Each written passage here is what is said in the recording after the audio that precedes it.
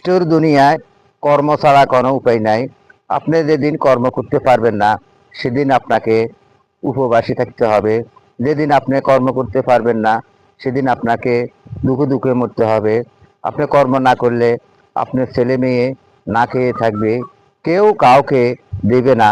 কারণ আমরা অনেকে বলি মানুষ তো মানুষের জন্যে, কিন্তু আমি সেটাকে অ্যাকসেপ্ট করি না। কারণ সেটা আমি সত্য মনে করি না। মানুষ যদি মানুষের জন্য হতো তাহলে রাস্তার ফুটপাতে অনেক অনাহারী মানুষ পড়ে আছে। তারা কি মানুষ নয়? তাদের জন্য কেউ নাই? তাই তো বলি, এই নিষ্ঠুর দুনিয়াতে আপনি যতক্ষণ কর্ম করতে পারবেন ততক্ষণে আপনি খেতে পারবেন।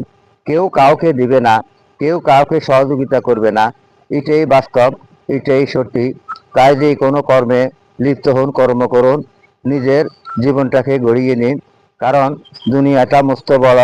খাও দাও ফুর্তি করো, আল্লাহর ইবাদত করো, কর্ম করো, টাকা রুজি করো, এটাই বাস্তব। তাই তো বলি, আপনারা সব সময় কর্ম করুন। কর্ম না করলে আপনাকে কেউ কোনোদিন এক মুঠো ভাতও দিবে না, একটা টাকাও দিবে না।